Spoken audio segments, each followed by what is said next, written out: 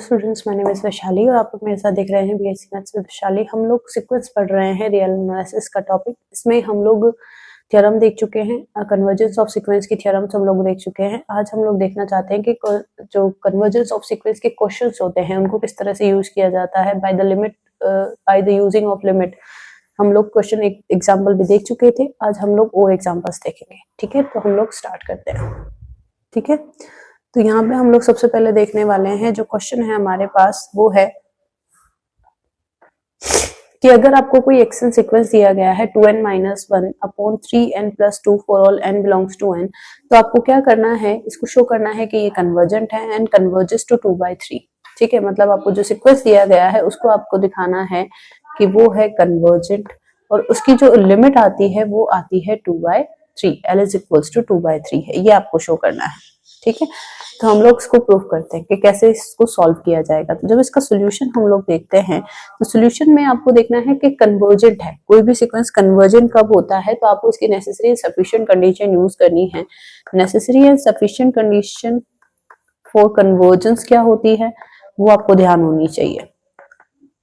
वो होती है कि अगर एक्सन आपके पास बाउंडेड है प्लस यूनिक लिमिट पॉइंट है, ठीक है, यूनिक लिमिट पॉइंट है, तो वो कन्वर्जेंट होता है।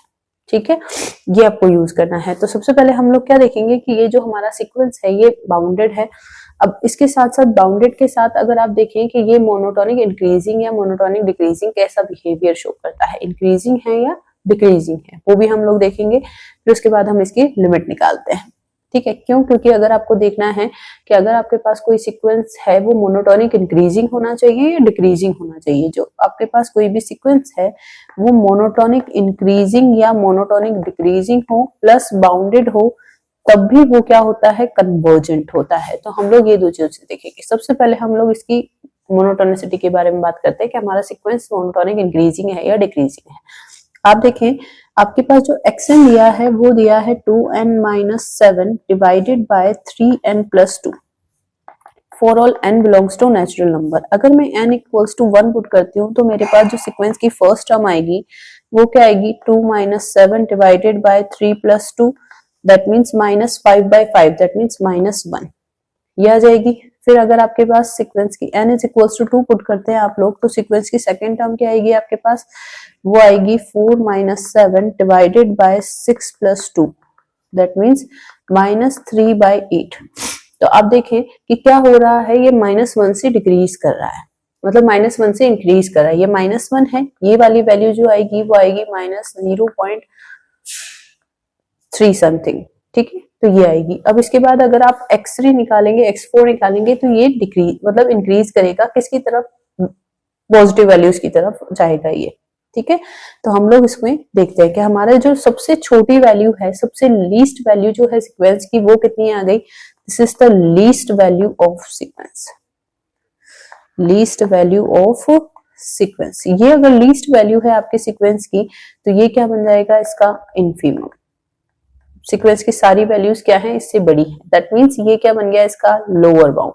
आप इसे ही बोल सकते हैं कि ये क्या है, इसका लोअर बाउंड। सीक्वेंस की सारी वैल्यूज इससे बड़ी हैं। अगर आपके सीक्वेंस की सारी वैल्यूज इससे बड़ी हैं तो आपको ये देखना पड़ेगा कि अगर कोई भी सीक्वेंस, तो ये क्या हुआ, तो आप लोग बोल सकते हैं सिंस जो x1 है वो x2 से छोटा है और x2 जो होगा वो x3 से छोटा होगा, तो इस केस में आप लोग इसे देखेंगे कि ये मोनोटोनिक इंक्रीजिंग है या डिक्रीजिंग है। ठीक है, तो मैं क्या करती हूँ, xn+1 माइनस xn करके देख लेती हूँ। ठीक है, xn+1 निकालने के लिए मैं क्या करती हूँ कि यहाँ से जो मेरे पास सीक्वेंस क्या था, मेरे पास सीक्वेंस था 2n-7 divided by 3n+2, 2n-7 divided by 3n+2। अब मुझे n+1th टर्म निकालनी है इसकी। कौन सी टर्म निकालनी है, n+1th टर्म। तो ये हो जाएगा 2n+1 - 7 divided by 3n+1+2 minus 2n-7 divided by 3n+2। ठीक है, ये निकालेंगे हम, तो ये हो गया 2n-5 divided by 3n+5 minus 2n-7 divided by 3n+2। आप लोग यहाँ पर एलसीएम लेंगे और इसको सॉल्व करेंगे तो एलसीएम लेते हैं हम लोग। एलसीएम हो जाएगा 3n+5 divided by into 3n+2। यहाँ पर ये हो गए मेरे पास 2n-5 into 3n+2 minus 2n-7 into 3n+5। ठीक है, आप लोग मल्टीप्लाई करेंगे तो कितना हो गया, ये हो गया 6n² plus 4n minus 15n minus 10 minus 6n² minus 10n plus 21n plus 35 divided by आपके पास टर्म आ रही है 3n+5 3n+2। आप लोग ऑब्जर्व कर सकते हैं 6n² से 6n² कैंसिल आउट हो चुका है। आपके पास कितने n बचे हैं, यहाँ पर माइनस की 25n है और यहाँ पर 21n है। ठीक है, 15 और ये है, यहाँ पर हो गए मेरे पास माइनस के 25 और ये प्लस के 25, तो सारे n से n कैंसिल आउट हो गए। आपके पास बचा है 25 divided by 3n+5 into 3n+2, जो कि क्या मिलेगा आपको, for all n belongs to natural number, ये हमेशा ग्रेटर देन 0 क्वांटिटी मिलेगी। मतलब आपके पास जो xn+1 माइनस xn है वो ग्रेटर देन 0 आ गया। दैट मीन्स आपका जो सीक्वेंस है वो क्या है, मोनोटोनिक इंक्रीजिंग है। मोनोटोनिक इंक्रीजिंग है। अब आपको देखना है कि ये बाउंडेड है या नहीं है। क्या देखना है आपको कि ये बाउंडेड है या नहीं है। आपको ये पता है कि सीक्वेंस के सारी टर्म्स जो है वो -1 से बड़ी या बराबर है। अब ये किससे छोटी आती है, दैट मीन्स इसकी अपर वैल्यू क्या है, अपर बाउंड क्या है, या इसकी ग्रेटेस्ट वैल्यू क्या है, वो हम लोग देखना चाहते हैं। तो हम लोग वो देखते हैं। ठीक है, उसके लिए हम लोग क्या करते हैं कि आप लोगों को आइडिया लेना है कि जो सबसे छोटी वैल्यू है -1 है, अब इंक्रीज कर रहा है। इंक्रीज करेगा तो आप लोग ऑब्जर्व करें कि जो आपके पास सीक्वेंस की टर्म है, सीक्वेंस है आपके पास, सीक्वेंस क्या था हमारे पास, सीक्वेंस था हमारे पास 2n-7 अपॉन 3n+2। ठीक है, ये है मेरे पास 2n-7 अपॉन 3n+2। आप ऑब्जर्व कर सकते हैं कि जब भी यहाँ पर मैं n की कोई भी वैल्यू डालूंगी तो जो डिनोमिनेटर होगा वो हमेशा न्यूमरेटर से बड़ा ही आएगा। ठीक है, डिनोमिनेटर हमेशा क्या है, जो डिनोमिनेटर है वो हमेशा न्यूमरेटर से बड़ा है। इस केस में ये हमेशा छोटी क्वांटिटी किससे होगी, जो सीक्वेंस की सारी वैल्यूज है वो हमेशा 1 से छोटी ही आएगी। अब आएगी या नहीं आएगी ये तो मेरा एक आइडिया है, अब आपको चेक करना है कि होगी या नहीं होगी। तो आप क्या करें कि xn में से 1 माइनस करके देख लें। ये जो सीक्वेंस की टर्म्स है उसमें से अगर मैं माइनस करती हूँ 1 को, मतलब सीक्वेंस की टर्म में से 1 को माइनस करें, तो अगर आपके पास नेगेटिव वैल्यू आई तो सारी वैल्यूज क्या है, 1 से छोटी है। और अगर पॉजिटिव वैल्यू हुई तो वैल्यू सीक्वेंस की कोई ना कोई टर्म आपको क्या मिल रही है, 1 से बड़ी मिल रही है। तो xn-1 करते हैं तो 2n-7 डिवाइडेड बाय 3n+2 -1 करती हूँ मैं, तो ये हो गया 2n-7 minus 3n-2 divided by 3n+2। ये कितना हो गया मेरे पास, -n-9 divided by 3n+2 which is less than 0। हमेशा क्या मिल रहा है आपको, नेगेटिव क्वांटिटी मिल रही है। मतलब आपको क्या पता चला कि xn जो है वो 1 से छोटा है। ठीक है, अब आप देखें सिंस जो xn था वो -1 से बड़ा या बराबर था, उसी के साथ ये 1 से छोटा आ गया, तो आपको क्या मिल गया, xn इज बाउंडेड। xn क्या मिल गया, बाउंडेड। बाउंडेड भी है प्लस मोनोटोनिक भी है, इंप्लाइज सीक्वेंस क्या है, कन्वर्जेंट है। ये हो गया, बाउंडेड है प्लस मोनोटोनिक है, सीक्वेंस क्या हो गया, कन्वर्जेंट हो गया। अब ये सीक्वेंस कन्वर्जेंट हो गया तो इसकी लिमिट हम लोगों को निकालनी है। तो लिमिट निकालने के लिए हम लोग क्या करते हैं, लिमिट निकालने के लिए मेरे पास सीक्वेंस दिया गया था xn is equal to 2n-7 divided by 3n+2, ये दिया गया है। अब इसकी लिमिट निकालने के लिए मैं क्या करती हूँ, इस पे लिमिट अप्लाई करती हूँ। ठीक है, इस पर लिमिट अप्लाई करेंगे हम लोग तो वो क्या आती है। ठीक है, limit n tending to infinity xn करते हैं तो यहाँ पर भी limit n tending to infinity 2n-7 upon 3n+2। जब भी लिमिट अप्लाई करनी है तो सबसे पहले फंक्शन को सिंप्लीफाई किया जाता है। अगर कुछ कॉमन लेके कैंसिल आउट किया जा सकता है तो वो करते हैं। देखिए आप यहाँ पर इसमें n कॉमन लिया जा सकता है, न्यूमरेटर में से भी और डिनोमिनेटर में से भी। 7/n divided by n 3 + 2/n ये हो जाएगा, n से n cancel out, limit apply करेंगे तो ये बन गया 2/3। ठीक है, that means limit n tending to infinity, xn की वैल्यू जो आ गई वो 2/3 आ गई विच इज l, और ये फाइनाइट है, लिमिट की वैल्यू फाइनाइट है, तो सीक्वेंस क्या हुआ, xn is convergent and converges to 2/3। ये आपका आंसर हो जाएगा।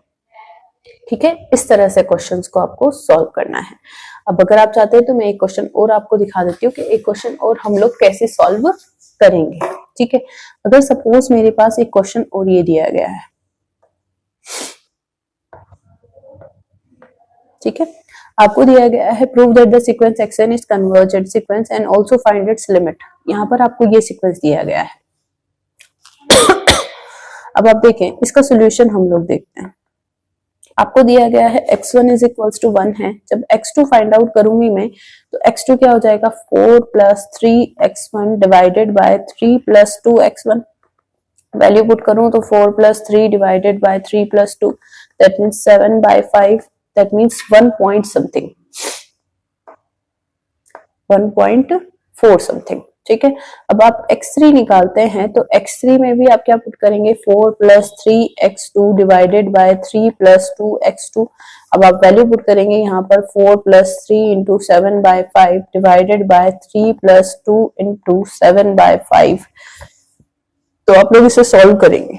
ठीक है, तो ये अप्रोक्सीमेटली कितना आएगा 20 + 21 15 + 14। ठीक है, दैट मीन्स 41 डिवाइडेड बाय 29। ठीक है, 41/29 विच इज ऑल्सो कितना आएगा 41/29, ये आपको 1.4 से बड़ा मिलेगा, विच इज ग्रेटर देन 1.4। ठीक है, अब आप यहाँ पर देखें कि आपका जो है x1 से x2 बड़ा है, x2 से x3 बड़ा है, इस तरह से आ रहा है, इंक्रीजिंग वे में है। अब इंक्रीजिंग वे में है तो आप लोग क्या करें कि यहाँ पर इसको आप xn+1 - xn करके देख लें। ठीक है, आपको एक आइडिया लग जाएगा। xn+1 - xn करते हैं हम लोग तो ये है मेरे पास 4 + 3xn divided by 3 + 2xn minus xn term ले रही हूं मैं तो 4 + 3xn-1 डिवाइडेड बाय 3 + 2xn-1, ये कर लेंगे हम लोग। अब आप लोग देखें कि यहाँ पर क्या है, इसको आगे सॉल्व करते हैं। मेरे पास क्या आ गया था, मैं निकाल रही हूं xn+1 - xn, तो मेरे पास आया था 4 + 3xn divided by 3 + 2xn minus 4 + 3xn-1 divided by 3 + 2xn-1। अब यहाँ पर हम लोग क्या करेंगे, एलसीएम लेंगे और इसको सॉल्व करके देखेंगे। तो ये आ गया 3 + 2xn, 3 + 2xn-1। यहाँ पर मैंने 4 + 3xn को मल्टीप्लाई किया 3 + 2xn-1 से, माइनस 4 + 3xn-1 को मल्टीप्लाई किया गया 3 + 2xn से। ठीक है, तो कितना क्या आया है वो देख लेते हैं। तो ये मेरे पास आया 12 + 8xn-1 + 6xn-1 + 9xn माइनस, ये आया 12 - 8xn minus 9xn-1 minus 6xn-1 divided by 3 + 2xn, 3 + 2xn-1। देखिए 12 से 12 कैंसिल आउट, यहाँ पर आपके पास है 6xn से 6xn-1 कैंसिल आउट। आप देखिए यहाँ पर आपके पास बचा है 9xn और 8xn, that means xn minus xn-1 divided by 3 + 2xn divided by 3 + 2xn-1, ये आया। अब आपके पास ये ग्रेटर देन 0 है या नहीं है। ठीक है, अब आप देखें कि ये हमेशा क्या होगा, लेस देन 0 क्वांटिटी होगी। लेस देन 0 क्वांटिटी क्यों होगी, सॉरी ये आपके पास हमेशा ग्रेटर देन 0 क्वांटिटी होगी। क्यों? क्योंकि डिनोमिनेटर कभी भी नेगेटिव नहीं हो सकता। आप देख रहे थे कि जो आपका x1 था वो x2 से छोटा था, x2 x3 से छोटा था, तो बाय मैथमेटिकल इंडक्शन आपका जो xn माइनस 1 है वो xn से छोटा होगा, और इनका जो डिफरेंस है xn माइनस 1 हमेशा 0 से बड़ा होगा। तो ये क्या हो गया आपका मोनोटोनिक इंक्रीजिंग सीक्वेंस हो गया।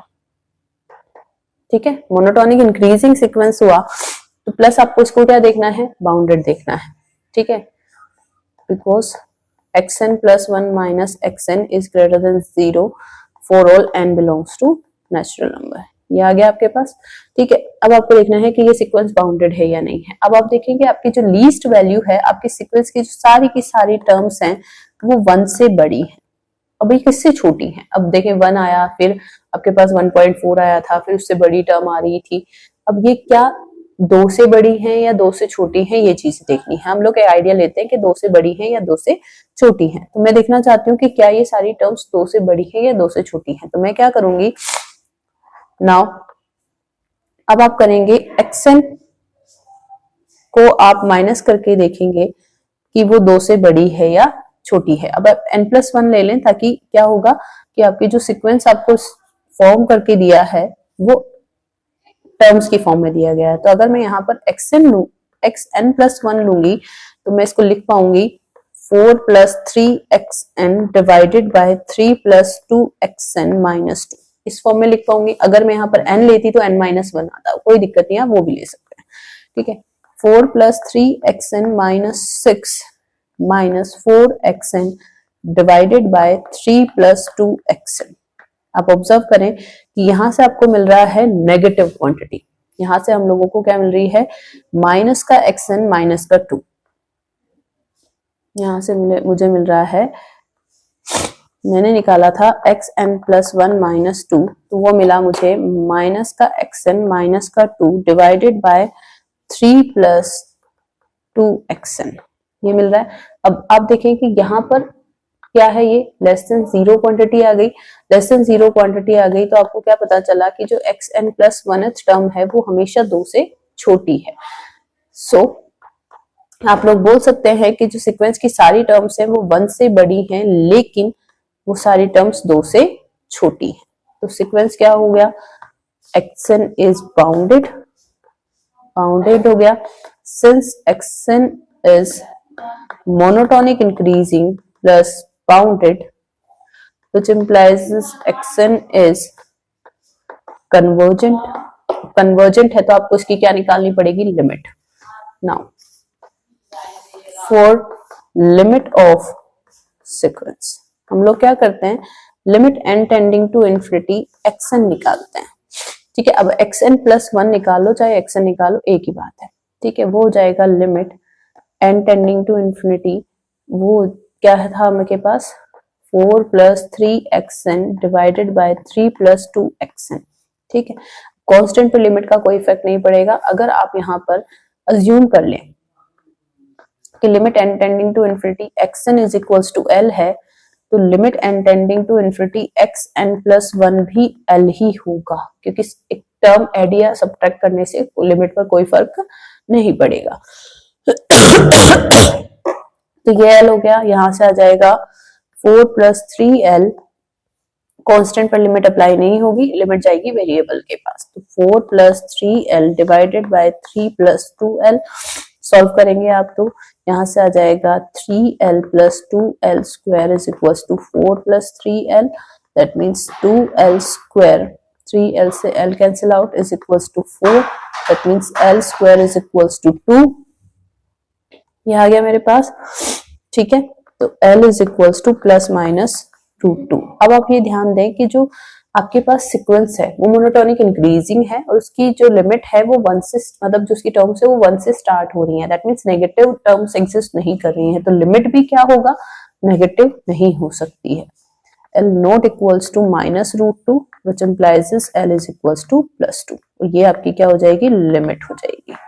ये आपकी लिमिट हुई तो सीक्वेंस क्या हो जाएगा, जैसे ये आपकी लिमिट हुई आपका सीक्वेंस xn क्या होगा, xn is convergent and converges to √2। ये आपका आंसर हो जाएगा। इस तरह से आपको क्वेश्चंस को सॉल्व करना है। इजी है, आप लोग आराम से थोड़ा सा कंसेप्ट पे ध्यान देंगे, डेफिनेशंस पे ध्यान देंगे तो क्वेश्चंस हो जाएगा। ठीक है, तो आज के लिए इतना ही, मिलते हैं हम लोग नेक्स्ट वीडियो में।